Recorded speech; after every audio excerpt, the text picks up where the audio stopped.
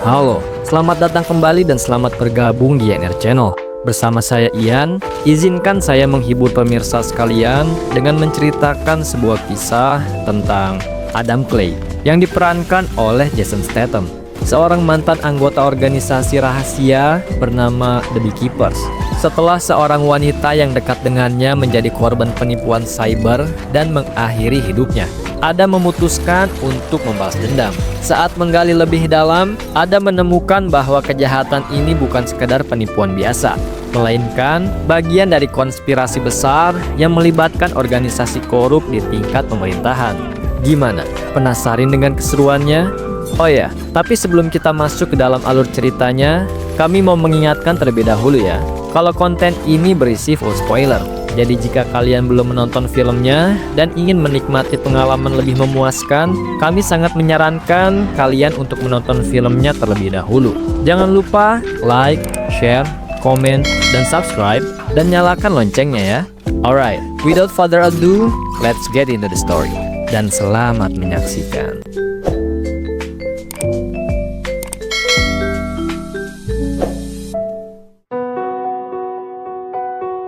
Film diawali dengan memperlihatkan seorang pria bernama Clay sedang membasmi sarang tawon yang berada di gudang tua milik kenalannya. Begitu selesai, ia memberitahu ibu pemilik rumah bernama Miss Parker kalau semuanya sudah beres. By the way, Clay adalah peternak lebah dan belum lama ini diizinkan tinggal di salah satu bangunan milik Mr. Parker. Clay berterima kasih yang sangat sebesar-besarnya karena selama ini telah diperlakukan dengan sangat baik. Namun Miss Parker yang baik hati malah bilang kalau Clay lah yang sudah sangat membantunya. Mr. Clay, come back at supper time, let me feed you. Siang itu saat Miss Parker sedang bekerja, tiba-tiba di laptopnya muncul peringatan bahwa harddisknya telah terinfeksi virus dan harus segera diperbaiki dengan menelepon nomor yang tertera pada iklan. Sebenarnya kita semua tahu peringatan tersebut hanya sebuah scam atau tipuan. Tapi bagi lansia seperti Miss Parker yang bisa dibilang gaptek, langsung mempercayai iklan yang muncul di layar komputernya. Begitu nomor tersebut dihubungi, ia langsung terhubung dengan pria bernama Garnet. Mekanisme penipuan seperti ini sebenarnya simpel, di mana mereka menargetkan para lansia, kemudian menakut-nakutinya dengan bahasa komputer mereka tidak akan bisa diperbaiki kecuali para korban mendownload sebuah software yang para penipu sudah sediakan di sebuah web khusus. Dan begitu terinstal, maka para penipu memiliki akses penuh untuk meretas komputer korbannya. Garnet bersama komplotannya sangat senang begitu tahu kalau Mrs. Parker memiliki uang senilai 2 juta dolar. Tetapi uang itu sebenarnya bukanlah miliknya, melainkan milik lembaga amal yang ia kelola. Namun tentu saja Garnet dan kawan-kawannya masa bodoh. Yang penting ada duit, ya sikat. Para penipu kemudian berpura-pura dengan modus salah transfer ke rekening milik Mrs. Parker dan meminta tolong ditransfer balik. Tujuannya biar mereka bisa memantau password m-banking milik si korban. Dan begitu transfer dilakukan, Garnet dan timnya langsung berhasil mensikat habis seluruh uang yang ada di rekening Mrs. Parker.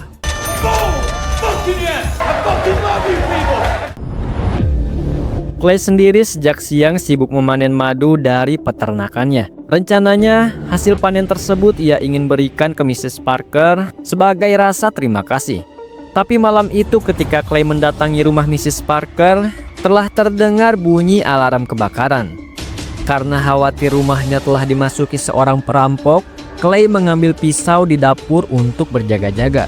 Tetapi begitu ia masuk ke ruang tengah, dirinya menemukan Mrs. Parker yang telah mati akibat bunuh diri. Di saat yang bersamaan, putri Mrs. Parker bernama Verona yang kebetulan seorang anggota FBI tiba-tiba menodongnya dengan pistol, mengira kalau Clay adalah penjahat yang telah membunuh ibunya. Verona, I'm so sorry. Tak lama kemudian, polisi datang ke TKP. Setelah diselidiki, mereka yakin kalau Mrs. Parker mati akibat bunuh diri. Tetapi tetap saja Verona tak percaya kalau ibunya bertindak demikian. Begitu Clay diinterogasi, ia pun menjelaskan dengan singkat kenapa dirinya masuk ke rumah Mrs. Parker. Tapi untuk memastikan dirinya bukan pelaku kejahatan, Clay kemudian dibawa ke kantor polisi untuk diinterogasi lebih lanjut. Pandangan Verona terhadap Clay langsung berubah begitu ia menemukan rekening ibunya semua kosong. Ia langsung sadar kalau ibunya habis kena tipu dan itulah alasan kenapa Mrs. Parker bunuh diri. Maka dari itu, keesokan paginya Verona langsung menemui Clay dan meminta maaf yang sebesar-besarnya karena telah menuduhnya sembarangan. Ia bahkan mengajaknya ngopi untuk ngobrol lebih lanjut. Verona bilang selama ini ibunya selalu hidup sendiri, apalagi sejak kakaknya yang seorang mantan marinir meninggal. Saat ditunjukkan fotonya, Clay ternyata memiliki kemiripan dengan kakaknya. Mungkin itulah alasan mengapa almarhumah Mrs. Parker sudah menganggapnya sebagai anak sendiri. Ia juga memberitahu Clay kalau semalam dirinya menemukan fakta bahwa ibunya habis kena tipu. Belum lagi, semua uang yang dicuri adalah uang amal yang ibunya kelola. Sebagai anggota FBI, Verona sudah meminta temannya untuk mencari tahu lokasi para penipu. Tapi FBI sekalipun tak bisa menemukannya. Kalaupun ditemukan, rata-rata perusahaan penipu seperti itu selalu lolos dari jeratan hukum. Someone hurts an older person. Sometimes they're left to face the hornets alone. Clay kemudian membongkar salah satu kotak sarang lebahnya dan mengambil sebuah paket yang berisikan ponsel khusus untuk menelepon kenalannya. Ia meminta tolong agar temannya ini mencari tahu di mana lokasi dari orang-orang yang telah menipu Mrs. Parker. Dan cukup beberapa jam kemudian, temannya berhasil mendapatkan info yang diinginkan. Wait a minute. Who are you? Tapi tunggu dulu, siapa mereka? Kalau sekelas FBI saja tidak mampu menangkap para penipu, lalu mengapa kenalan Clay bisa melakukannya dalam sekejap? We're gonna find out. Singkat cerita, begitu tahu lokasi para penipu tadi, Clay langsung ke sana dan membawa 2 buah jerigen berisikan minyak. Ketika ditanya para penjaga di sana, Clay dengan santainya bilang ingin membakar habis seluruh gedung mereka. Awalnya mereka pikir Clay cuma bercanda, sampai tiba-tiba begitu naik lantai atas, ia kemudian menyuruh para penipu itu untuk mengikuti kata-katanya, bahwa mulai sekarang mereka semua akan berhenti mencuri. Tapi tentu saja yang ada Clay malah ditertawakan. Maka dari itu, ia menghajar salah satu pegawai yang menertawakannya. Para pegawai semakin dibuat ketakutan karena Clay langsung menuangkan minyak untuk siap-siap membakar habis tempat tersebut. Garnet bersama pengawalnya tak lama kemudian muncul dan mengira Clay adalah orang gila. Belum lagi ketika ditanya siapa dirinya, Clay cuma menyebutkan kalau dia adalah seorang the beekeeper atau peternak lebah. Garnet yang kesal pun menyuruh 5 security-nya untuk menghajar Clay. Tapi yang ada, mereka semua malah dihabisi dalam sekejap.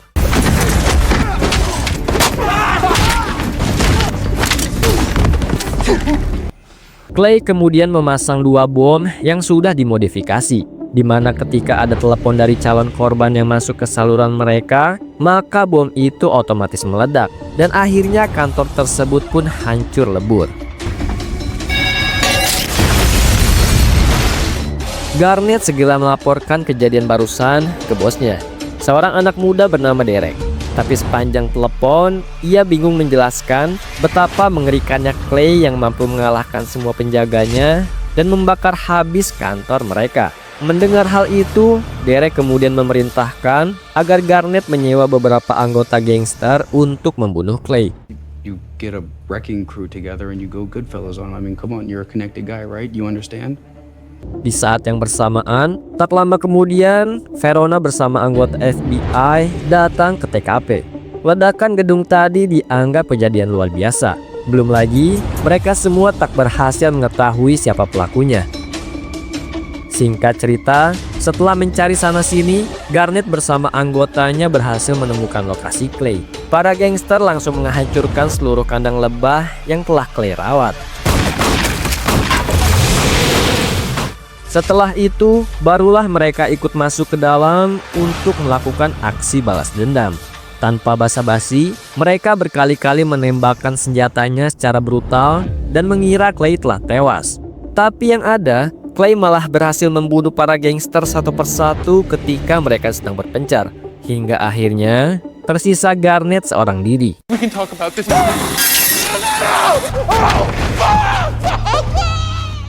Kita berpindah ke Verona yang telah menyelidiki lebih jauh. Dia menyadari kalau gedung yang terbakar merupakan markas dari orang-orang yang telah menipu ibunya. Dan di tengah interogasi, tiba-tiba ia dikabari bahwa gudang di samping rumah ibunya juga barusan mengalami kebakaran. Begitu sampai sana, mereka menemukan beberapa mayat yang telah hangus. Setelah diidentifikasi, ternyata salah satunya masih merupakan pegawai Garnet. Di sini Verona dan teman-temannya menyadari kalau ciri-ciri pelaku yang orang sebutkan tadi persis seperti Clay. Apalagi mereka mendengar kalau pelakunya bilang dirinya adalah seorang peternak lebah. The beekeeper. Garnet sendiri saat di pertengahan jalan tak berhenti menangis akibat kehilangan beberapa jarinya. Ia kembali mengabari Derek bahwa aksi mereka berujung fatal. Derek pun semakin penasaran. Siapa orang yang berani menghancurkan salah satu bisnisnya? Garnet bilang yang ia tahu Clay hanyalah seorang peternak lebah. Dan di tengah percakapan, tiba-tiba Clay kembali muncul. Tanpa basa-basi, Garnet kemudian diikat ke sebuah tali yang terhubung ke mobil milik Clay. Lalu mobil itu langsung dijebloskan ke danau. Clay kemudian melanjutkan menelepon Derek dan berjanji akan membunuhnya. Now I'm gonna burn you down. I'm about to show you. Mendengar hal itu, Derek panik dan meminta bantuan salah satu komisaris di perusahaan bernama Wallace yang kebetulan mantan direktur CIA. Melihat banyaknya korban yang telah mati, plus pelakunya cuma bilang dirinya hanyalah seorang beekeeper, membuat Wallace ketakutan. Ia bilang seandainya memang benar Clay adalah the beekeeper, maka nyawa Derek tak bisa lagi diselamatkan. Mendengar hal itu, Derek semakin bingung. Siapa Clay sebenarnya? Dan apa itu the beekeeper? Nah, yang nanti akan terjawab di tengah film ya. Jadi stay tune terus. You've disturbed the beekeeper. Oh, There's nothing I can do or anybody else to stop it. you're scared. Get right, I'm scared. Bukan cuma Derek yang berusaha mencari tahu jati diri Clay. Verona dan temannya juga mencoba melakukan hal yang sama.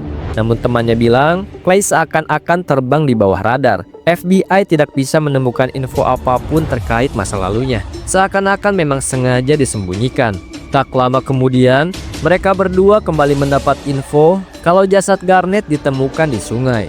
Yang oleh karena itu, membuat mereka semakin yakin kalau Clay memang bukan orang sembarangan.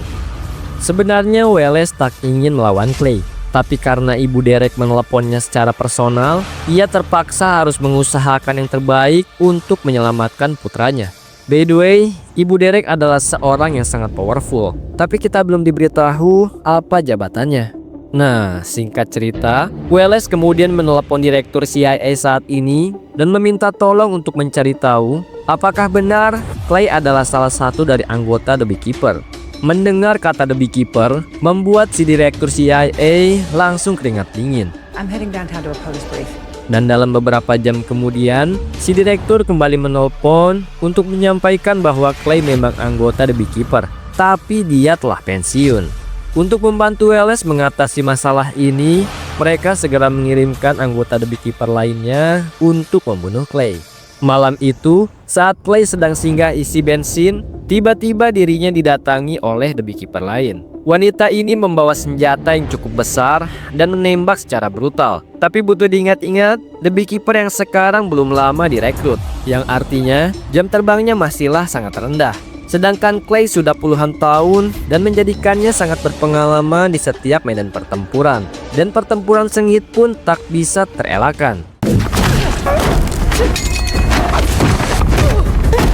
Karena tak bisa mengalahkan Clay dengan berbagai serangan, The Beekeeper kemudian mengeluarkan senapan mesin dan menembak ke berbagai arah.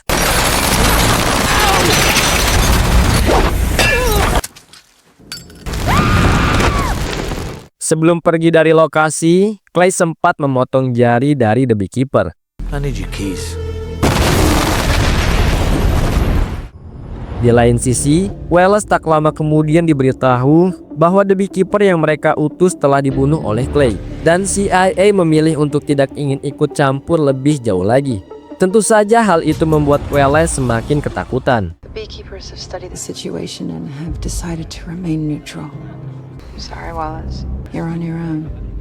Keesokan harinya, untuk mengalahkan Clay, Wallace kemudian menyewa sebuah private security andalannya berisikan mantan pasukan khusus terbaik Amerika. Namun sebelum memulai aksinya, Wallace memberitahu kalau ada sebuah program yang selama ini dirahasiakan oleh negara. Bahkan dia juga baru tahu ketika dirinya menjabat sebagai direktur CIA. Dan program itu bernama The Beekeeper. There are programs even I wasn't privy to, like the beekeepers.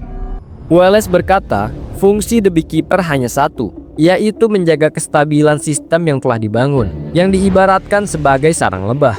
Jika ada lebah yang mencoba merusak sistem, maka The Beekeeper mengembalikan situasi sebagaimana mestinya. Belum lagi, pasukan The Beekeeper diberikan kewenangan untuk menilai mana yang mereka harus eksekusi dan mana yang mereka biarkan hidup. Wallace melanjutkan, walaupun mereka berjumlah puluhan orang, belum tentu bisa menang melawan Clay yang seorang diri. No, he's not like you. You are, in other words, pussies. Di waktu yang sama, Verona mendatangi lokasi pertempuran Clay semalam. Ada banyak hal yang menarik yang mereka temukan di lokasi. Salah satunya, jasad dari The Beekeeper yang tak diketahui identitasnya. Serta mereka juga mulai membaca kemana tujuan Clay sebenarnya. Dari sana, mereka berdua dipanggil menghadap ke salah satu petinggi FBI.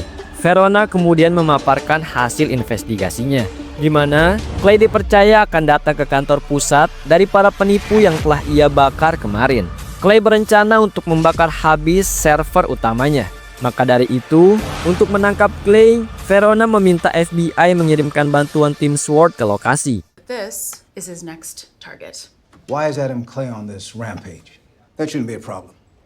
Di mana Clay saat ini sedang mampir ke markas The Beekeeper. Jari yang tadi ia potong ternyata berfungsi sebagai akses masuk ke sana. Di dalam markas, terdapat berbagai macam senjata serta komputer khusus yang Clay gunakan untuk mencari lokasi kantor pusat dari para penipu yang saat ini terletak di Boston.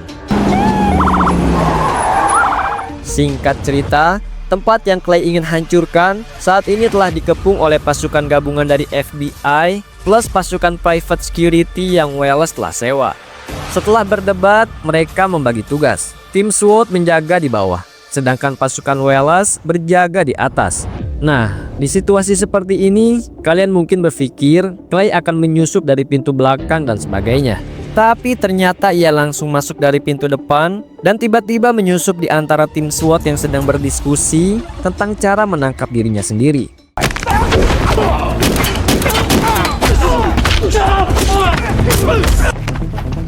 Dari sana, Clay berhasil masuk ke gedung. Sedangkan di lantai atas saat ini sedang terjadi perdebatan antara pegawai Derek dan pasukan Wallace, di mana sang manajer perusahaan Derek tak ingin berhenti beroperasi walaupun dalam keadaan genting. Maka dari itu, Derek tak lama kemudian menelpon dan meminta agar pasukan yang mereka bayar membiarkan anak buahnya tetap bekerja. Dan begitu para pasukan Wallace keluar dari ruangan, tiba-tiba Clay sudah berhasil menyusup di antara pekerja lainnya. Kehadiran Clay tak lama kemudian disadari oleh para pasukan khusus. Ia ditembaki habis-habisan, namun Clay langsung segera kabur untuk bersembunyi. Jumlah musuh yang terbilang banyak membuat Clay harus mencari cara untuk menghabisi mereka sekaligus. Di scene ini, kita kembali diperlihatkan bahwa sekelas mantan pasukan khusus saja bukan tandingannya. Dengan cepat, Clay berhasil mengalahkan pimpinan pasukan yang Wallace kirim. Goddamn right I'm a problem.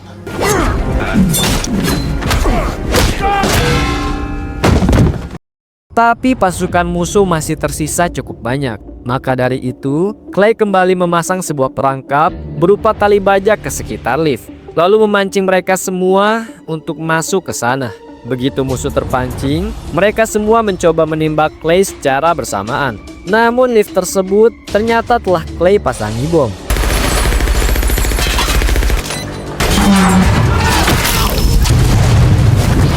Verona dan para anggota FBI yang berada di lantai bawah benar-benar dibuat ketakutan dengan kejadian barusan. Sedangkan Clay langsung kembali masuk ke ruangan untuk menghajar sang manajer perusahaan. Clay ingin tahu siapa bos mereka sebenarnya. Awalnya si manajer tak ingin buka mulut sampai ia tak tahan akan siksaan yang Clay berikan. Tapi manajernya bilang, sekalipun Clay tahu, ia jamin dirinya tak akan berani menyerang Derek. Karena ternyata Derek juga bukan anak sembarangan. I told you they were untouchable. Nobody's untouchable. Verona sempat memergoki Clay di lantai atas. Ia memintanya untuk menyerahkan diri. Namun sebelum kabur, Clay bilang kalau orang-orang yang akan ia hukum tak akan bisa diadili melalui meja pengadilan. Maka dari itu, ia harus menghancurkan mereka semua dengan tangannya sendiri. Karena timnya kalah, Wallace kemudian bilang, satu-satunya cara untuk melindungi Derek saat ini adalah bersembunyi di balik kekuasaan ibunya. Karena ibu Derek ternyata adalah Presiden Amerika Serikat. Maybe now's the time to call your mother. Verona dan temannya juga telah menyadari kalau Derek adalah target selanjutnya.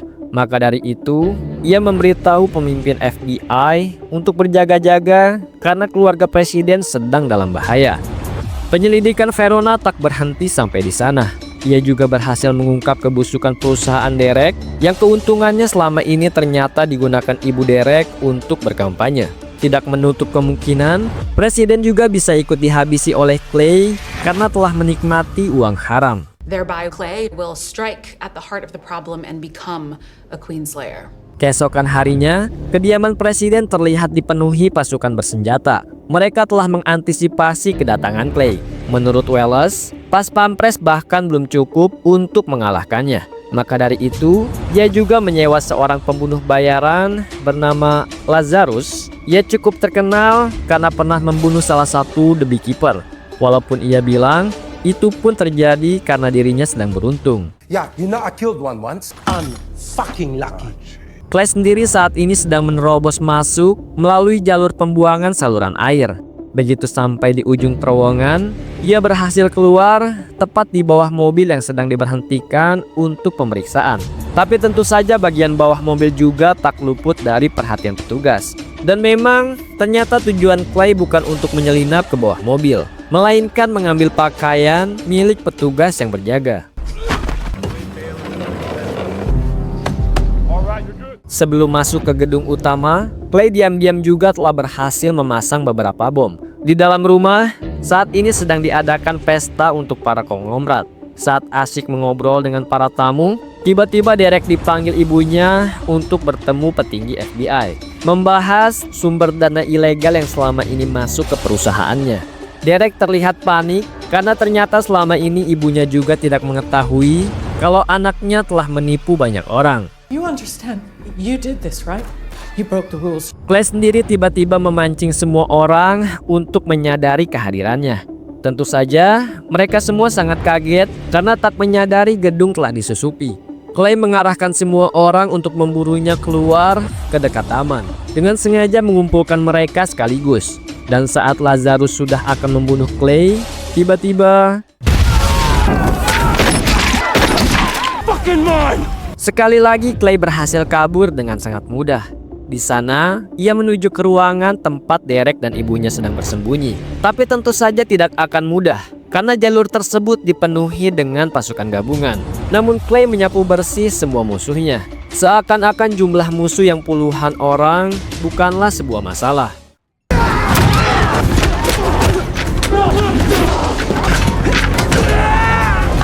Derek saat ini sedang berdebat hebat dengan ibunya. Mereka berdua juga terlihat cukup panik setelah diberitahu kalau Clay sedang menuju ke ruangan mereka. Tapi sebagai seorang pemimpin yang jujur, ibu Derek bilang mereka harus bertanggung jawab akan semua perbuatannya, termasuk jika harus ditahan oleh aparat hukum sekalipun. Tell the truth. I'm telling him the truth about what you did, Derek. Well, so be it. Kita pindah ke Clay yang telah berhasil mengalahkan para pasukan SWAT, kembali harus berpapasan dengan Lazarus. Pertarungan keduanya cukup sengit, mengingat Lazarus juga bukan orang sembarangan. Ia memiliki power yang cukup kuat hingga berhasil menusuk perut Clay. Tapi tentu saja si botak overpower selalu mampu menemukan cara untuk menghabisi musuhnya.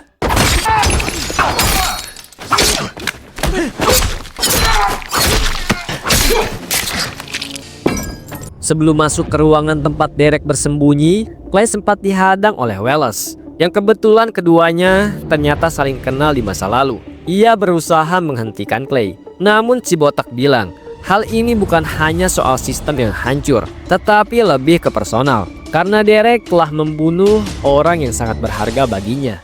We wouldn't need beekeepers if it wasn't for men like you. Derek yang emosi karena tak dibela oleh ibunya sendiri, memilih untuk membunuh sang petinggi FBI yang mencoba menahannya. Dan di saat yang sama, ketika Clay berhasil masuk, Derek malah menjadikan ibunya sebagai tameng hidup. Memang anak yang durhaka nih Derek. Drop the weapon! Drop it! Bye, Mom. Setelah berhasil membunuh Derek, Clay langsung kabur dan melompat keluar jendela. Sebenarnya Verona bisa saja melepaskan tembakan sejak awal, tapi dia sadar kalau hanya Clay yang bisa mewujudkan keadilan bagi almarhumah ibunya. Secara tidak langsung, ia berterima kasih atas jasanya. Dan dari sana, Clay kemudian langsung ke pinggir pantai di mana ia telah menyimpan berbagai peralatan menyelam. Dan sejak saat itu, Clay pun menghilang dari permukaan. Dan film pun berakhir. Akhirnya agak nanggung ya, tapi kayaknya bakal ada sequel kedua sih. Ya nanti kita saksikan lah ya. Oke, sekian dulu videonya. Dan jangan lupa untuk dukung terus channel ini dengan cara like, share, dan subscribe. Karena dukungan dari kalian sangat berharga bagi saya demi perkembangan channel ini. Saya Ian, pamit undur diri, and see you next time.